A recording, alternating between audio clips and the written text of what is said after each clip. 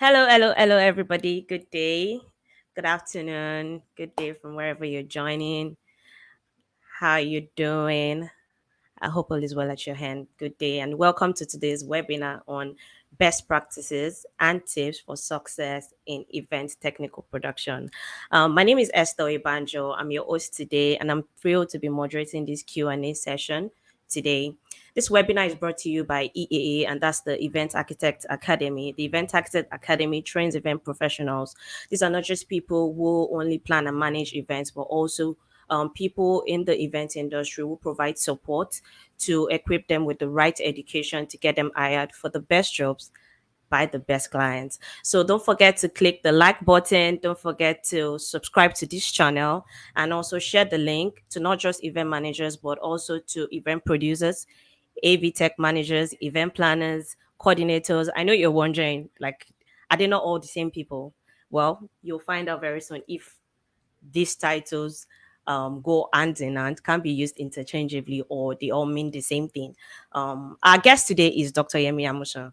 Dr. Yemi has the extensive experience in event technical production, including sound, lighting, stage, audio visuals, rigging. Dr. Yemi has worked in variety of events, from music festival to concerts to live shows to theater production, and he's the CEO of Lucia Limited, which is an event management consultancy.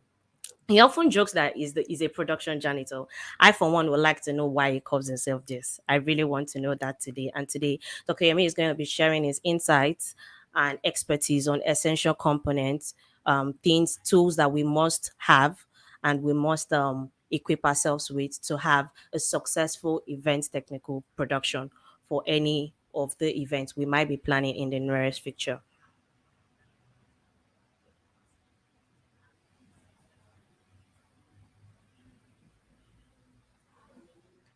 Okay, so we can. Dr. Amy is joining us soon. Yeah. Hello, doctor. Good day. Good evening. Hi, Esther. How are you? I'm fine. I'm fine. I'm fine. I know you.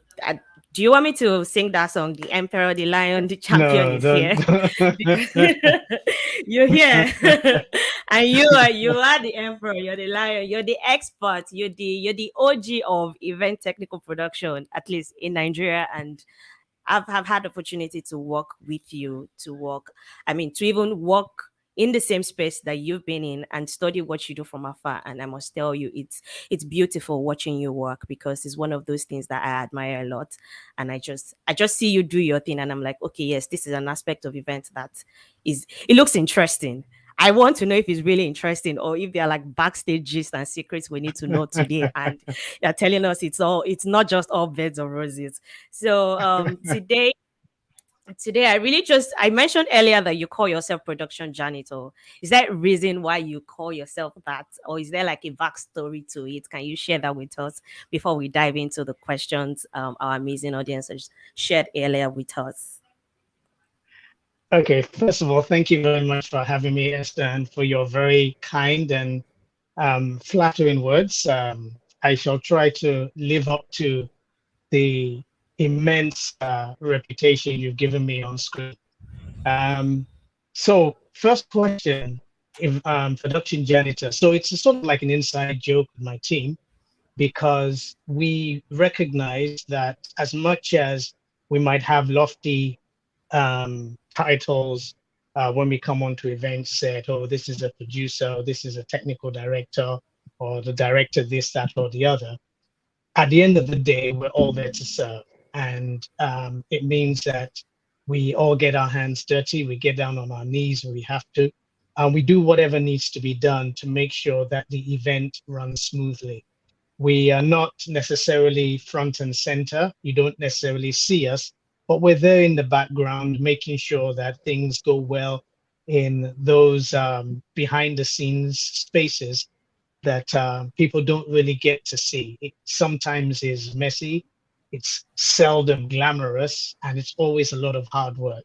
Hence the name Janitor. We're like those people that you don't really see, but keep buildings running, keep things clean and make sure that everything's working when you put the lights on in the morning.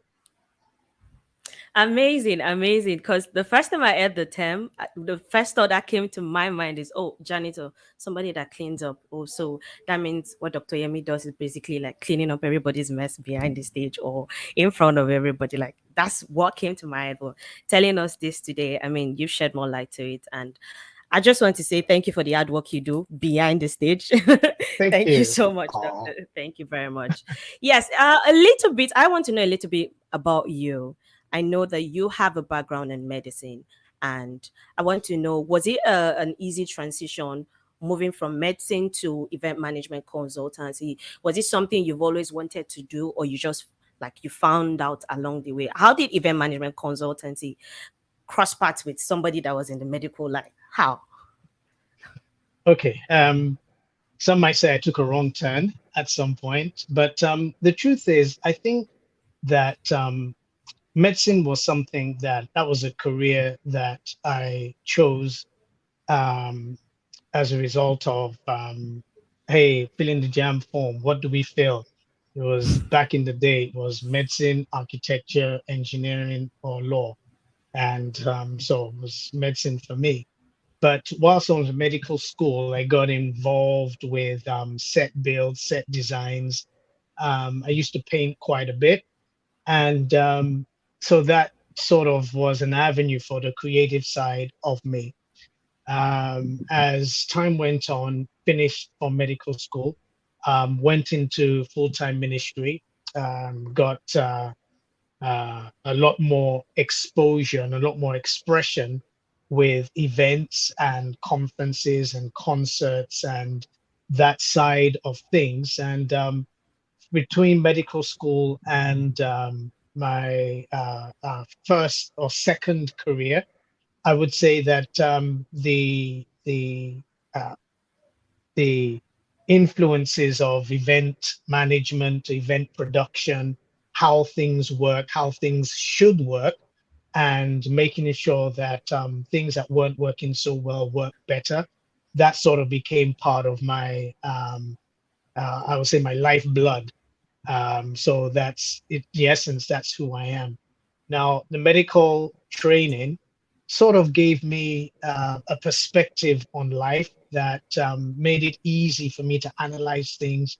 So in my head, I'm always breaking things down to the lowest common denominator whenever I'm thinking. So I think about issues on a cellular level, if you were, and that sort of become part and parcel of how I process information, how I process things.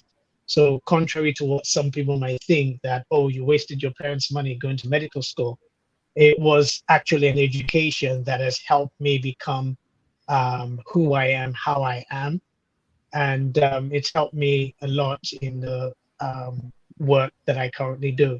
So from full-time ministry, I sort of, moved more into event production, and that is currently my day job.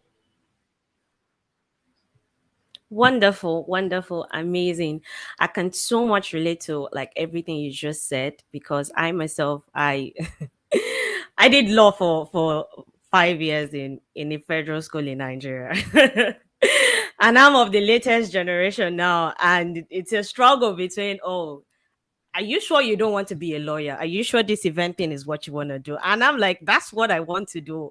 This is where I see my life. So I can so relate to it. And I mean, it's beautiful. It's really beautiful to see how we can integrate things we learned in school or learned in our previous practices and bring them into event and see how we can integrate them and turn them into beautiful things. It's really wonderful. It's really wonderful. So I would say we dive into some of the questions that some of our audience has submitted ahead of time. And I hope everyone is ready for the gems that Dr. Amy is about to drop for us now. There should be drum roll. This is the drum roll. So the first question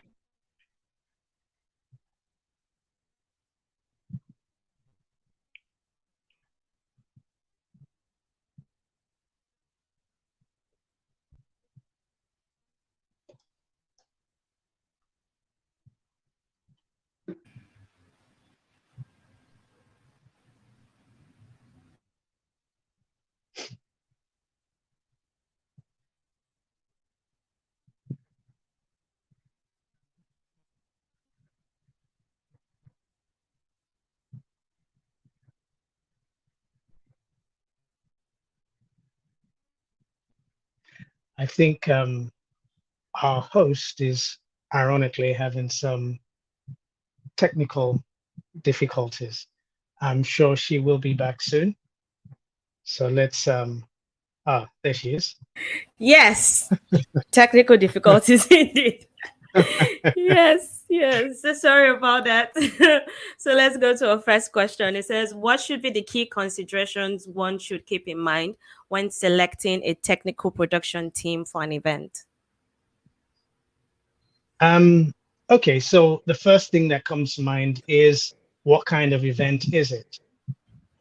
There was a time when um, we sort of looked at event planners as one size fits all. Every event can be done by every event planner, and every event planner can go with every event. And sometimes we sort of think the same with production personnel and technical, that tech is tech, regardless. But the truth is, depends on the kind of event that you are doing. For instance, if you're having a business seminar and it's a, for instance, like a banking seminar, the tech requirements are usually slightly different from if there is a tech seminar that's about technical issues.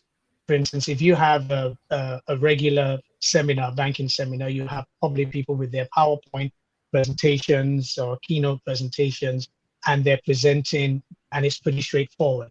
But if you have a tech seminar, for instance, you may have people who have demos that they want to bring on board. They have their own laptops and they want to demonstrate something from their laptop, which requires an additional interface that needs to be worked on the back end. So you're not necessarily just going to plug in the laptop. You have to plug in the laptop to another device and have somebody who specializes in that able to present it, so that while the person is presenting regularly, the person's laptop is demonstrating whatever app or whatever program that they're trying to present at the same time. So it's slightly different. And that, of course, is different from a live production. We had the AMVCAs the other day, and the tech requirements for that show are slightly different from what you would have for your regular seminar or whatnot. So depending on the kind of events you have, that would determine the kind of tech team. Once you've decided what kind of event you're having, then you want to look at obviously somebody who understands the tech requirements for that event. So usually when we think of tech, we think of your sound. And when we think of sound, we think of microphones, and we think of loudspeakers. Some of us go as far as thinking of backlines. And then we think of lights, and then we think of screens. And that's sort of what we generally think of. Okay, so light, sound, and screens. But then when you, depending on the complexity of the event, you have things like media servers, you have first mixes, second mixes, sometimes third mixes for if you want to have a multi-track recording. You have things like the different kinds of microphones, depending on what kind of event it is. You have your backlines, instruments, you have the things that are required, you have riders that you have to consider. And so the kind of event you're doing determines what the demands are. And then you want to have somebody who is proficient in understanding those demands so that those demands can be met as far as the event. So that would be your first consideration. Who do I bring on board that understands what I'm doing here? And the job of your tech director, as I would, put that um, position, is to make your life easier in terms of the decision making, in terms of specifying the equipment that is best for the event and the equipment that will work.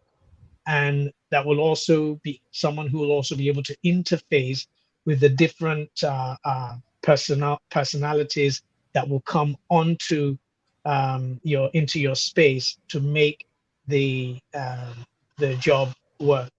And needless to say, the larger the scope of work, the more in depth you need to look at the skill sets that are required for your tech team. And your technical director is the person who sort of puts all of this together and determines, oh, we need this number of people for this event. Wonderful, wonderful, wonderful. You made mention of the type of event. So, a question that popped to my head immediately is, do the type of event determine whether or not you should have a production team? Are there events that might not need a production team? Yeah, so production, so every event needs a production team. It is the sharing of responsibilities that becomes a issue depending on the size or scale of the event. So regardless of what event you're doing, if you're doing a 2-year-old birthday party for someone in your sitting room, maybe son, daughter, nephew, niece, um, you can have a one-man production team. The mother or the dad, as the case may be the um, uh, event designer, the event planner, the event manager, the vendor manager, the technical director, the DJ, everything, because it's just family coming in to, celebrate 2-year-old party.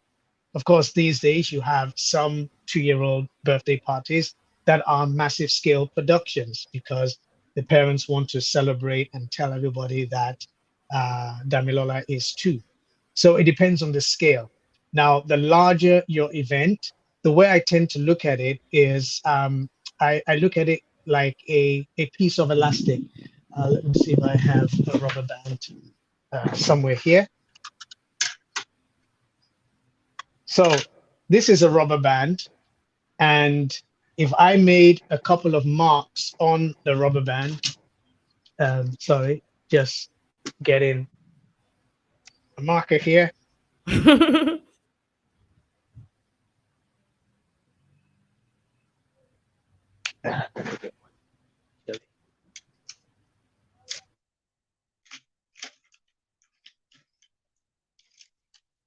And there we go. Always have a Sharpie handy. So if I make a couple of marks on the rubber band, so I don't know if you can Okay. see, I've done made a couple of marks on this rubber No. band. You see these two, um, Yes, okay, you I see can these two see the black dots. marks. Let me take them close to the camera. Okay.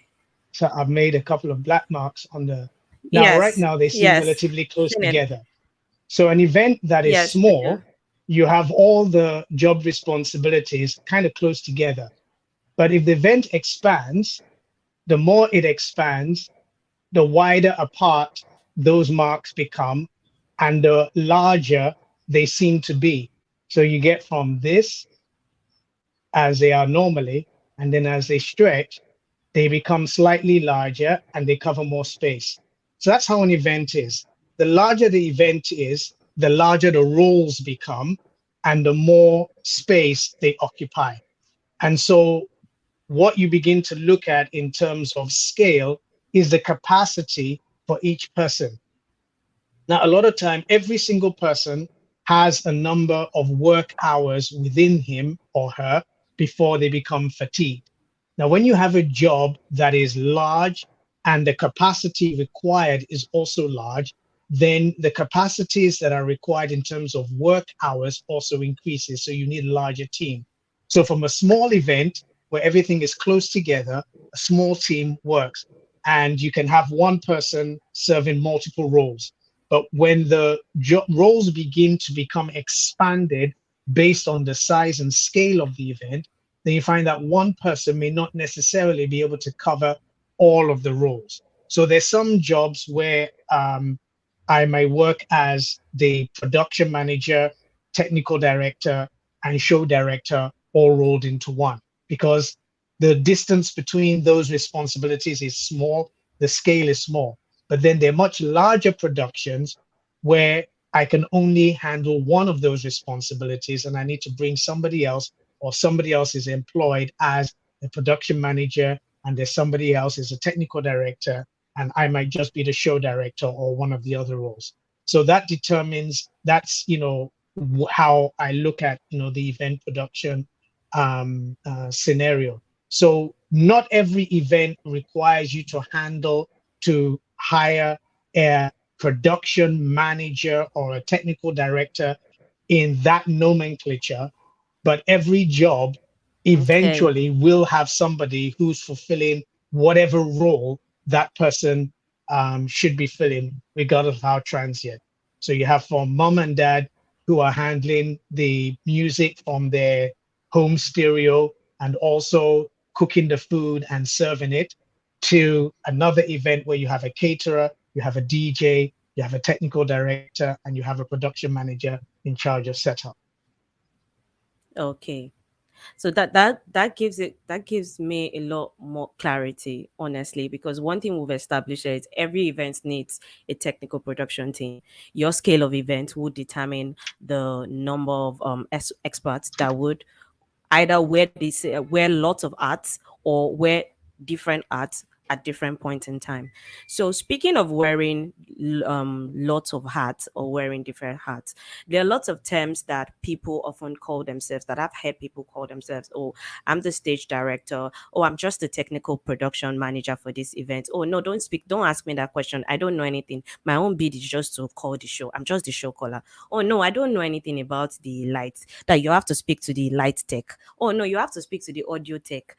And sometimes there's some events you go to, it's one person doing all of this. The same person is the production manager, is the show caller, is the show director, is the what else is there? I mentioned it earlier. Are there is there a need, or can one, now I'm trying to take this back to having a career in the event technical production space. Is it necessary for one to know how to wear all of these arts together, or one can just stick to one aspect and say, this is the aspect I'm focusing on. I'm just going to All I'm doing is show calling. That's my bid or my contribution to the event space. And does that mean that being a show caller, you can be a show director, you can be a production manager, or you can be an event producer? What are the difference between these different careers, and is there really a major difference per se in aspect to the different careers in the event production space? So yes, there definitely is a difference in terms of the job roles, the job, responsibilities. Now, most in generally, a person proceeds on a career path that takes them through a lot of these different responsibilities. So at some point, they would have done at, to a certain degree. Now, um, this is where I think in this environment we tend to differ slightly from the way things are done in a lot of the Western countries, or places where they have larger events. So here we tend to have a lot of jacks of all trade, people who are Mm, multitasking and able to do a lot of different things. There you tend to have a lot more specification in terms of people who specialize in one role or the other. Now, a lot of times, people ask me, um, are event people from the West, expatriate event practitioners, are they better than indigenous event practitioners? And the question is the answer is a bit tricky because it's a yes and no answer at the same time. Um, no, in terms of their potential and in terms of capacity, they're not better. Yes, in the terms of their application and the way they go about their work, they tend to be better at what they do because they specialize. They are very given to process and they specialize on their processes. Here we do a lot of bootstrapping. We have a lot of people who can handle multiple tasks. And so you find that, you bring in a sound crew and there's one person who comes in, he carries the speakers, connects the speakers, he carries the mixer, and he's the one who mixes at the end of the day. And for certain events, it's okay. But when you go for larger events, if you look at an event like the Oscars or the Olympics or even the AMVCAs that took place recently, you find that that kind of multitasking jacks of all trade doesn't work for those events because there's a lot of attention to detail in each role. And that's where you have the different Mm. um, uh, um, people along the production suite, so to speak. So you have the event producer, you have the production manager, you have a creative director, you have a technical director, you have a show director, you have a program manager, you have a show caller, you have a stage manager, and then of course you have runners. Now these are all people that would fulfill different roles within the production suite, and they would all do something specific on the job. Now, from a career point of view, you generally start at the lowest rung, which would probably be something like the maybe a runner, and from there you begin to work as an assistant stage manager. You can work as a stage manager, then you can work as a show caller, and then you can work as a show director whose job is different from the show caller, even though they're all connected. And then you can look at a technical director, you can look at a creative director, you can look at a production manager, and these are all roles that follow one, passion, to experience, and of course opportunity to work on that role. Now, if you are starting out, I would generally say get as much experience as you can in the different roles along the suite, because that's where you know where your true strengths are, your true passion is, and what you are really good at. And from that point, you can then say, okay, this is what I do. In this environment, the job specification is not as well appreciated by a lot of the custodians or event producers out there. So for a lot of events, when you tell them that, oh, I want to bring on a show caller or a show director, they might say, why do I need a show caller? What is your job? Are you not the person doing that? There's some people who think the MC's job is the same as the show caller. So they'll say, if we have an MC, why do we need a show caller? Some people think if I have a production manager, why do I need a technical director? And don't even begin to talk about a creative director. So you find that it's a function of one, the environment you're working in and the appreciation for these job roles, and two, the opportunities that you have for these, roles to come up. So I find that in my career, I work across. Sometimes I'm a stage manager, sometimes a production manager, sometimes technical director. It depends on what is required at the time. Good. That's very, very insightful, because that means one can learn over the years, one can learn to be all of this, or learn to be able to wear all of these hats in different capacity, and still be able to be part of like producing successful event technical production at different point in time. It's all dependent on the scale of the event, as you've Yeah. said. Thank you very much.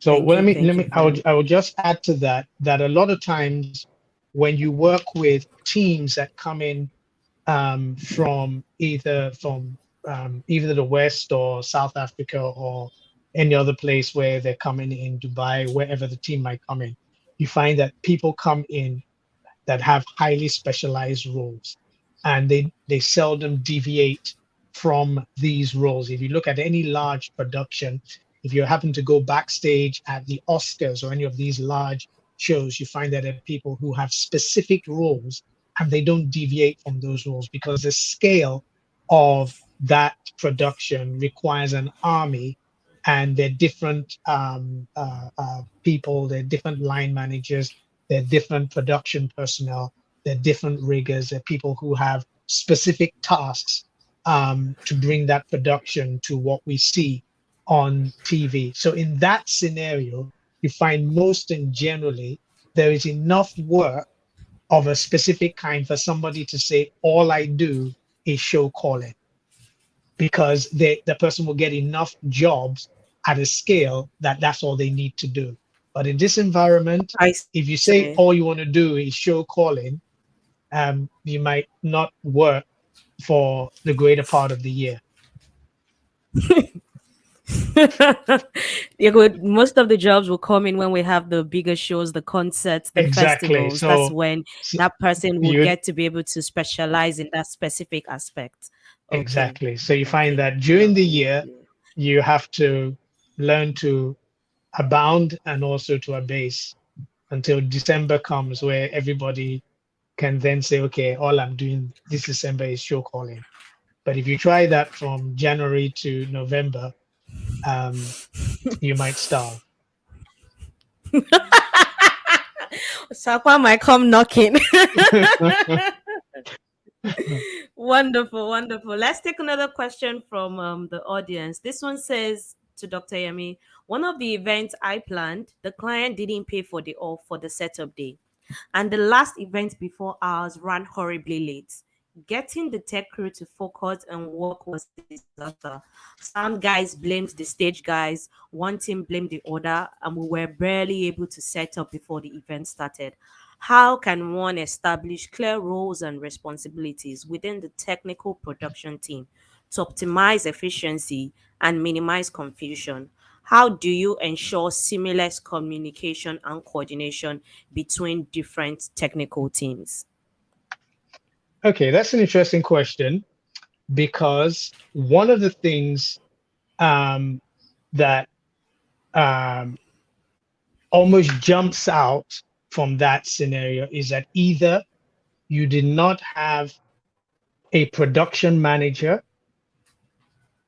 or a technical director on that job, or the people that were handling those roles were not very good at their jobs. Now, one mistake a lot of event planners make is that they hire technical teams, so a sound team, uh, lighting team, and a video team, and they just assume that the teams are going to know what to do and are going to work together. Now, when that Mm, happens, you find that each team comes and does what they think is best for them because they are getting paid. And as far as they're concerned, our job is to set up our lights. I really don't true. care if there's no sound or there's no screen. As long as our lights are working and we get our money, that's our job. And you that is multiplied across Very the true. board. Now, usually when you're booking a hall, a lot of clients will say, I don't want to book the hall multiple days because why should we? We'll just set up overnight. If your setup is a kind of production that requires a set, requires screens being put up and a lot of tech, you need to have a full day of setup and testing. Otherwise, you're jeopardizing the event.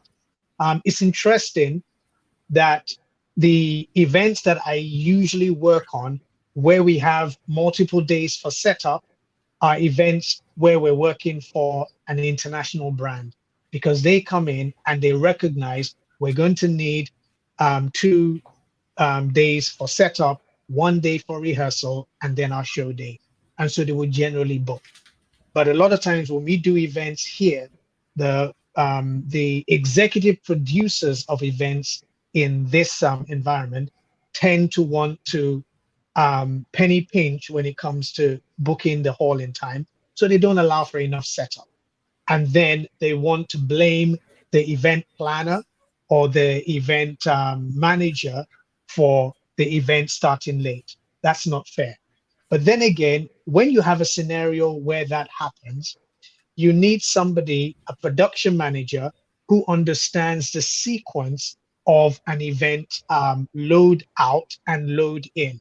Because when you're coming into an event space that has already been handled or that another event is either just rounding up, you can't just be focused on your own event. You now have to think about how can they load out most efficiently.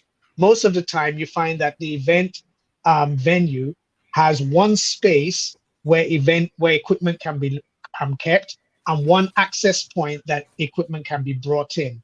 And so there needs to be a lot of proactive thinking in how the event that is there is loaded out and how yours is loaded in.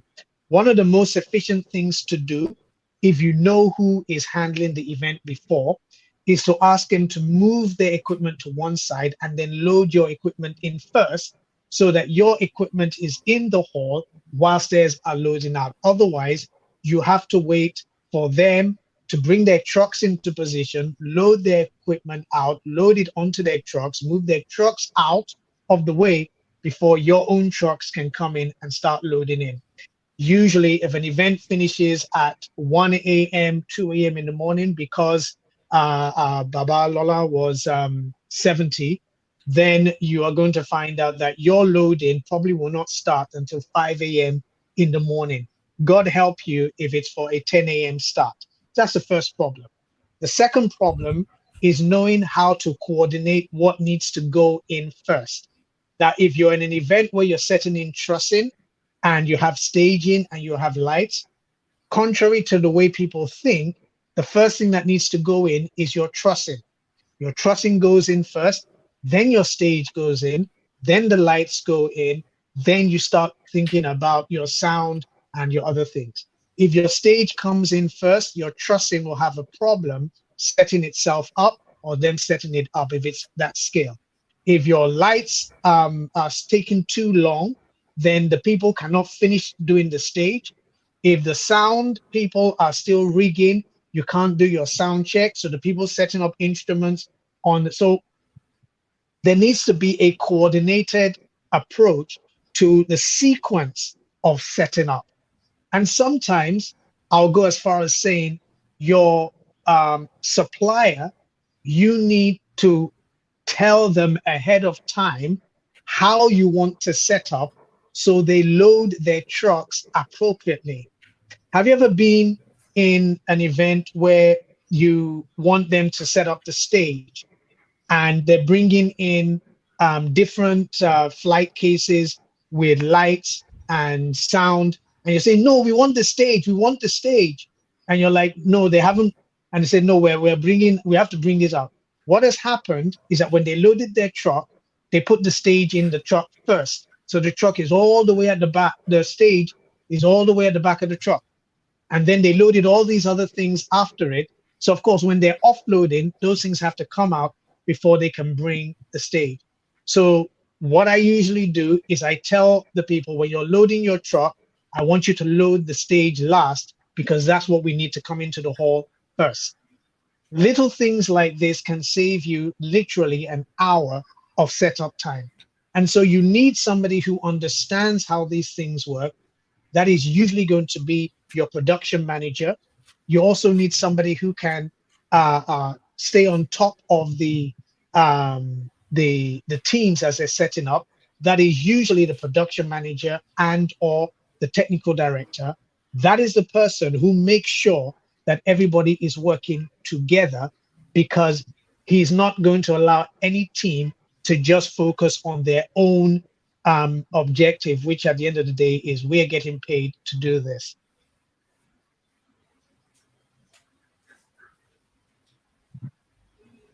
Wonderful, wonderful.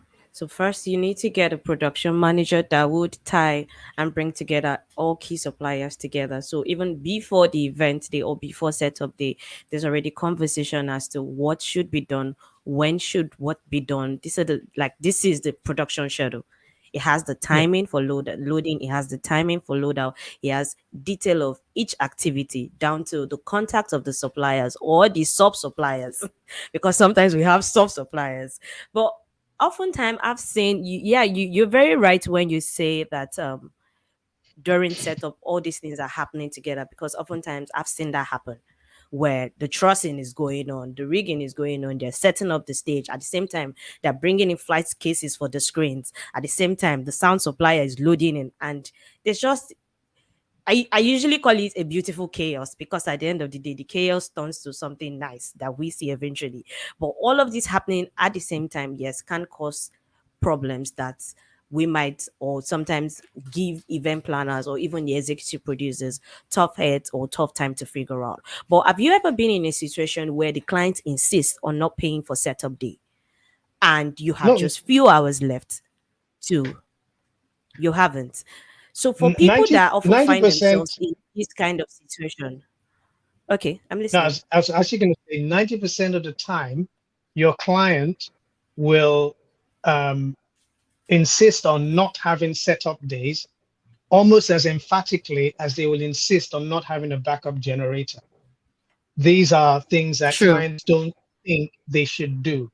But my job is to manage the client's expectations by letting them know in graphic detail the likely outcome of not having a setup day.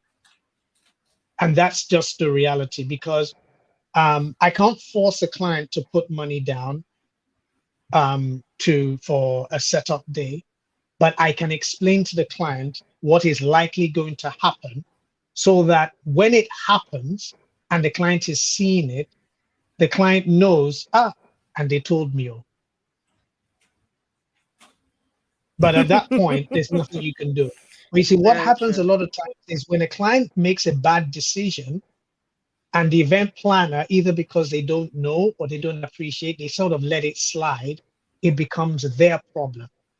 I'm not saying in the former case where you explain to the client it's not your problem, but the client understands. And so the client's expectations are more of, so are we going to be able to be set up on time? As against, why haven't you people finished setting up? So it's a totally different posture. Are we going to be able to set up on time? Is when the client realizes, we should have taken that extra day. So how are we going to make it work? Please, or whatever you guys can do, let's make up. You'll find the client is now even ready to carry speakers with you because the client realizes that it's not your fault. But where you haven't let the client know and haven't explained, the client's going to blame you, because when you start saying, but you didn't have a setup, the client's going to say, but you did not explain the importance of it. It's your fault. What am I paying you for? Why are we not ready? And that's the difference. Managing So the whose client's duty is expectations is, this, doctor? whose Whose duty is duty what? is this to actually educate this type of clients that says I don't want to pay for setup day? Is it the event producer, the event planner, or this is a situation where they have to bring you, the production manager, on board to have a meeting with the clients? Or it's just a thing where, oh, the production manager says this, funnels down to the event planner, then the event planner needs to have that conversation with the client? How So effective will it ideally, in be? a perfect world, it is the event producer's responsibility. Event producer many times is the event planner, depending on the scale of the event. It is their job to Okay. tell the event executive producer, who is often the client at some level, um, this is what we need to make this happen. Now, sometimes the event planner or manager or whoever it is has not had this conversation is because they are aware that the client is not interested or they don't realize. If I happen to be brought into a meeting as the event on a technical basis, one of the first questions I would ask is, when do we have the venue for setup? And from the scale of the event, I will tell them there and then, your venue is not going to be ready. There was a scenario where there was a certain event and the client wanted to just have set up the day before. That was what the client, thought was okay. And the first meeting I had, I said, no, this setup requires at least a 5-day setup. because it's going to take 3 days to put up all of this equipment. You're going to take 1 day for your rehearsals, and then you will have your sound check and rehearsals on the last day before show day. So I would always tell this is what is going to be required. Okay, we seem to have lost the host. And so I would just, round up on that point. The reality is, as much as the responsibility lies with the event planner or the event manager, I will say once you are involved in a production and you're involved in production meetings, you must highlight the risk elements that come to play with the event, so that the client does not have a rude surprise on event day.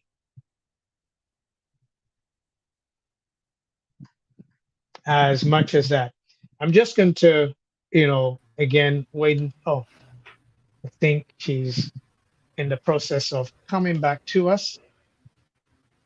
So usually when you're looking at your events, you would have your event producer, who tends to be the person who has oversight of the event vision. Usually this is someone that has been hired by the client, who may or may not actively take the role of an executive producer in your production. So this person sometimes would be your event planner, depending if it's that kind of event, or would be your producer if it's another kind of event. And they are the ones who would sort of say, this is how much time we are anticipating our production schedule is going to take. Esther's back with us, so Yes. Sorry about that. Network went up for a bit. Okay. The next question says, how do you undo celebrity artists showing up late without affecting the flow of the event? Also, do you have any stories to share from your experience on how you were able to manage a similar situation you were involved in?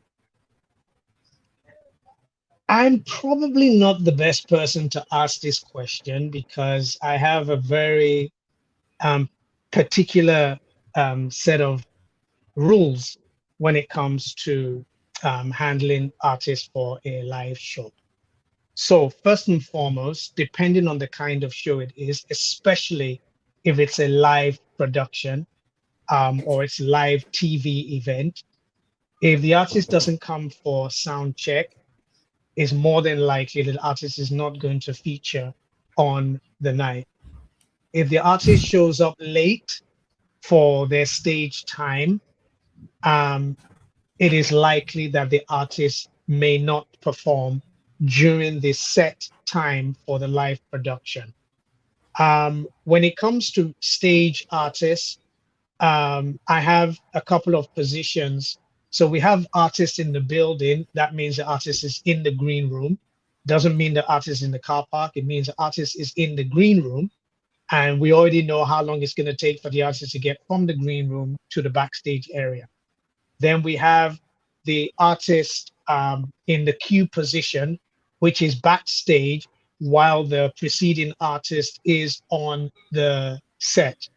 And then we have the artist in standby position, which is where the artist is right by the side of the stage. So as soon as one artist comes off, the other artist goes in. If the artist has a band, the artist band has a similar set of cue positions, but those positions are usually a little earlier. So the artist may be in the green room, but I need the band in the standby position so that they can take their positions on the instruments. So it's not when the artist is called that you have band members now trying to find their seats, drummers adjusting drum sets, bassists and lead guitarists taking their guitars out of their guitar bag, and people generally, doing stuff in slow motion. So what happens if an artist does not come or is not in position, usually I want the artist in cue position, um, minimum of 10 minutes, optimum of 15 minutes before um, they are on stage, and I want the artist in the green room a minimum of 30 minutes before their set time. If the artist does not make these times, if I check based on the show flow, run of show, is so and so in the green room, and they say no, mentally that artist is not coming on next. So my question is going to be, who is in the green room? And I move on from there. Sometimes I'm able to go back to an artist who was late, but if it's a live show made for television, once that time is gone, the time is gone. Maybe when we're off air, we may be able to have the artist come on after the credits have rolled, but that artist is not part of the live show. So usually it's quite strict. And yes, I do have many stories. I cannot mention names because it would be not very cool of me to do so. But yes, and we've had, disagreements. We've had, upset artists. We've had disgruntled. Sometimes even clients are angry. Why didn't you allow this artist to perform? And it's simply the artist was not where they were supposed to be when it was time for them to come on. But we paid for them. Then you should have gotten a talent manager to do the job if you didn't have one. And if you did have a talent manager, then you should have it out with your talent manager. Because if an artist is not where they're supposed to be when it's time, it's like a football coach wanting to put a player on the pitch and the player is not on the bench, player is still in the dressing room. That it's the player is not going to play in that game. It's nothing personal. It's just this is how this goes. Have you ever had a scenario where the artist didn't come for sound check and you had to enforce your rule of you didn't come for sound check, so you can't go live? Yep. How did that play out? Was For the the client show, okay with that decision? yeah, when I explained to the client, the times when I've done that have been when I've been producing a live television show. Because unlike your regular show where things are you can move them back and forth, you have wiggle room. But usually when it's a live or television show, you have a specific time that the show has to start, and you have a run time because that time has been bought um, and has been logged in on the satellite or through the cable company. And so they've given you 2 hours starting from 7. So you have 7 to 9. So by 7 o'clock, your show has to start. And you can't stay if somebody was supposed to sing the national anthem and the person is not there. You can't wait until the person shows up before you start the show. So you start the show, you either play the national anthem by soundtrack, or you get somebody else to sing the national anthem, or the national anthem is not sung, but you have to move forward. And so when you're setting up the artist production schedule, you have to be very clear and very specific as to what the timelines are. Now, I would say that a lot of the reason for defaulting on the part of artists is because of the incredible degree of unprofessionalism that we have amongst event producers and event practitioners in this country. And so an artist, when the artist can see that this producer is not serious, either because they can't give specific times, when it comes to contracts and payments, things are not being done properly, the artist does not take the show seriously. And so when an artist doesn't take the show seriously, the artist is likely going to default.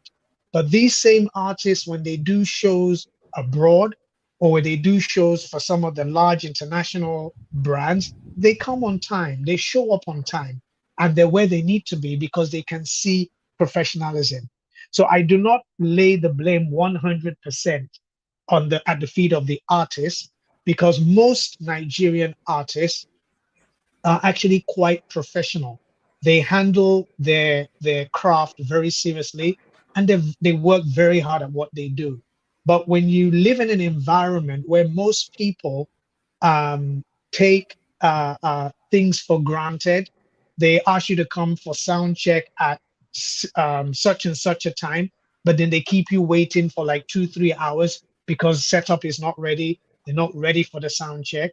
What that does is it encourages artists not to show up on time and not to do certain things when they're supposed to do some. So there is a balance. When I'm producing a show, I have a talent manager. I usually insist on the talent manager, and I usually insist that a schedule is sent to the artist so they can see this is the time we'd like you to be on site for your sound check.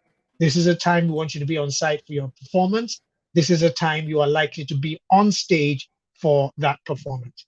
And most in generally, when you show that measure of professionalism, they reciprocate because they actually appreciate somebody who can tell them the truth. But when you have show producers who lie, who give them wrong times, who are not ready when they show up, then you find this uh, uh, unfortunate cycle of people not being where they're supposed to be when they're supposed to be there, and people showing up late. So that's the balance for it.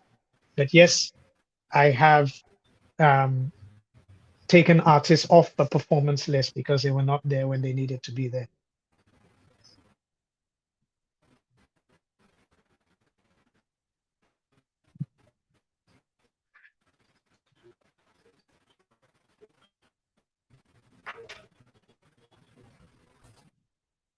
Hello, doctor. Can you hear me? Yes, I can. Hello, doctor. Can you hear me? Yes, I can. I hear you loud and clear. Because the network is lagging on my hand. Okay, okay. Can you hear me? There seems to be a bit of a delay. Okay. So I can hear you, but it keeps going in and out, and I don't know what the issue is.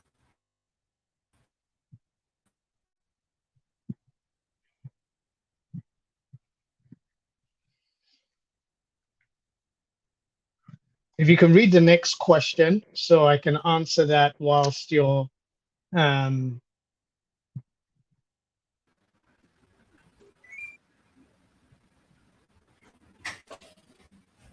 Can you hear me now? yes, I can.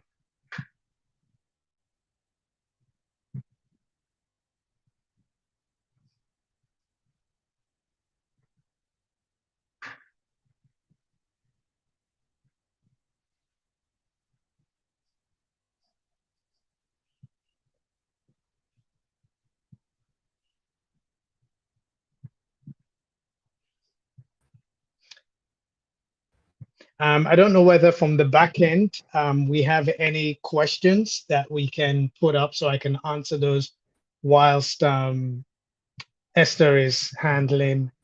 If you can just put them in the chat, so I will continue with the next question if we still have time for that.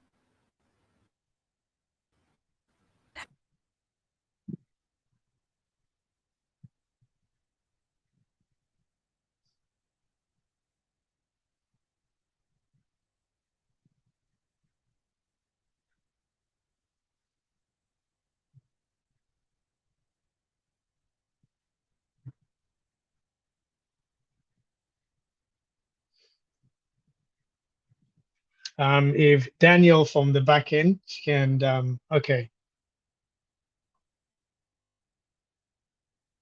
Now, can you hear and see me, please? Hello. Can anyone from the back end hear and see me?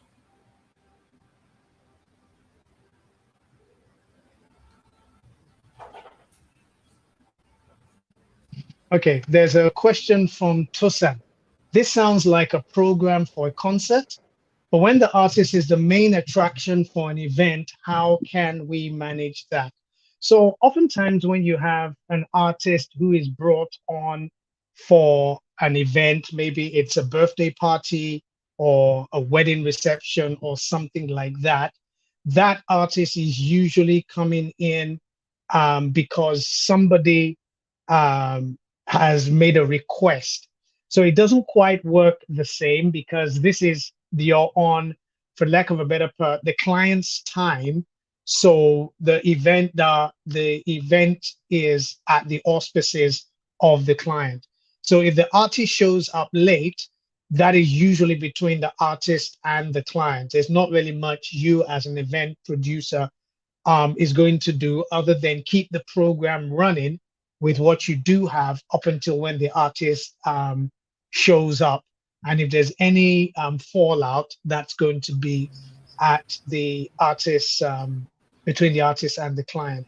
But usually, when you have an event like that where there's one artist, sometimes there have been special feature activations where your brand is doing a launch and they want a specific artist to come out, and the artist for whatever reason shows up late.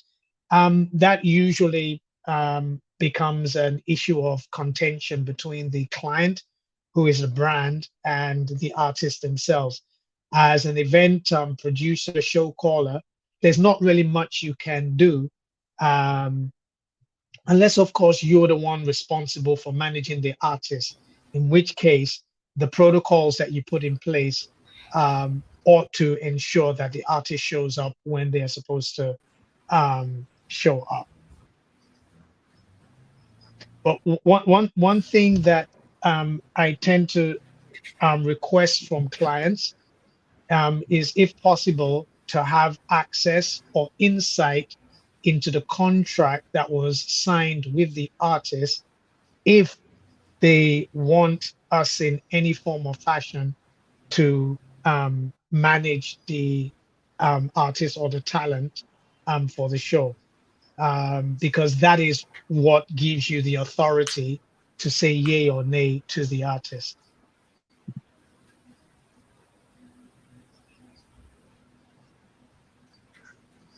Okay, Esther, are we good? Okay.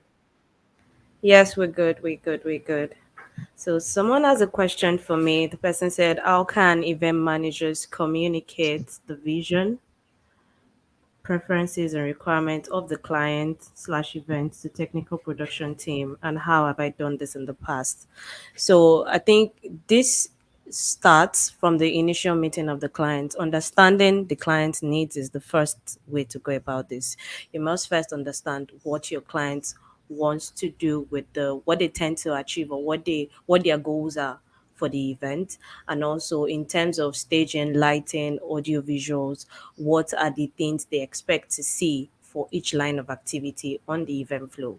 Once you have that detailed information, you have to put that together in a documentation.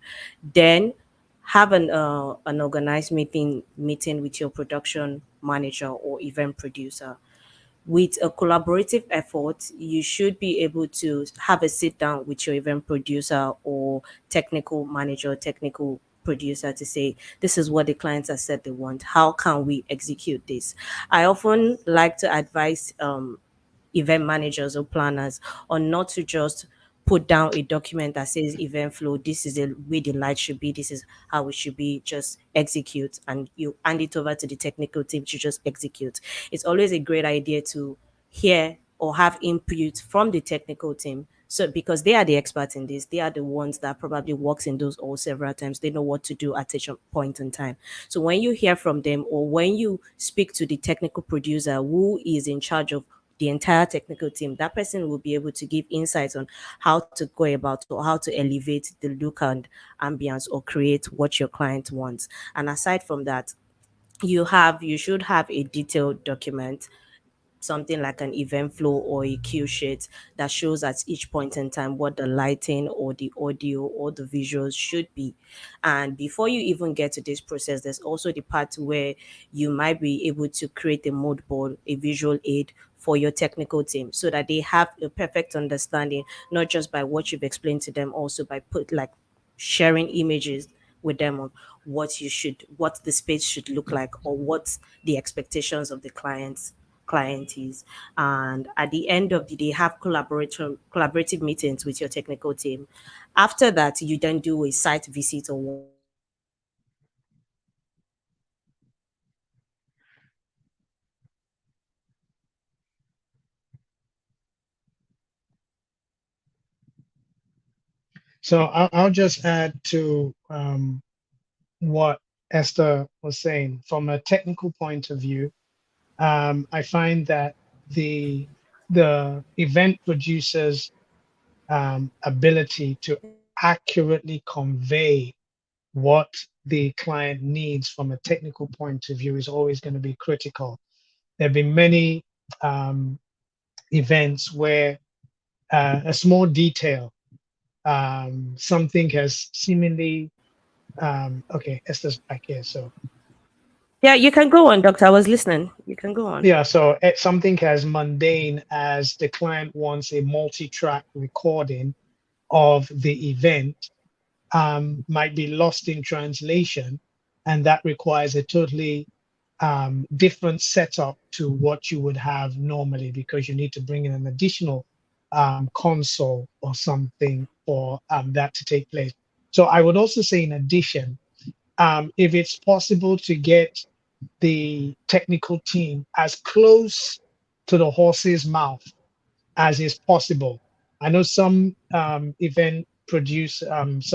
event planners and event producers are a little shy of introducing their technical team to the client, or sometimes they want to protect the client's privacy, so they don't allow meetings like that. But when that happens, then they should be willing to sit down with the technical team and take a comprehensive list of questions that they can ask the client on behalf of the technical team. Because getting the right information sometimes depends on asking the right questions. You're very correct. You're very, very, very, very correct on that. And in addition to what you said, and I think another thing that I think I see or have experienced during events as well is regular check-ins. I feel like there should be regular check-ins from executive producers of the event. Yes, you've handed over to the event producer, but during the event itself, when the show is live and on, there should be regular check-ins just to, if there are any issues so that they can be quickly fixed, and there is like an easy way to troubleshoot if there's any problem as well. I think these are ways that we can put checks in place for us to have successful event production. And we'll be bringing this to a wrap. But before we do, Dr. Amy, do you have any final thoughts or advice for event planners and technical production teams? I would say that in whatever you do, always make sure you put the right team in place. Always make sure you communicate with clarity. Always make sure you anticipate what could or would not happen. Make sure you always respect the processes, and trust your instincts when you go for your events. Thank you very much, Dr. Amy. Thank you so much for the insightful session. Thank you for the gems you've dropped for us today. I know I've learned a lot. I know a lot of people in the audience have learned so much as well. And thank you very much for all the things you do for the event industry in Nigeria. We so much appreciate your contribution to this space. Thank you so much. And thank you for the beautiful audience as well. Your questions were very thought provoking. And I hope Dr. Yemi and I have been able to answer a few of them. And if you have more, you can definitely reach out to Event Architects Academy. I know that for sure they would be able to provide answers to your question. That brings us to the end of today's webinar. I want to thank Dr. Yemi for sharing his knowledge and expertise with us today. And thank you for the audience as well for submitting their thoughtful questions. Thank you for having And me. also, thank you to Event Architect Academy for always bringing this kind of training and programs from time to time, because we don't have a lot of these, and I genuinely know that this platform just it creates the avenue to have this kind of conversation. And for people that that are looking to pivot from for example, law to events or medicine to events. We hope we've been able to let you know that you're not wasting your parents' money. Don't worry, everything would make sense eventually. Thank you so much, Dr. Amy. Thank you, event architects. Thank you, everyone. It's been a lovely evening. Goodbye. Thank you. Bye.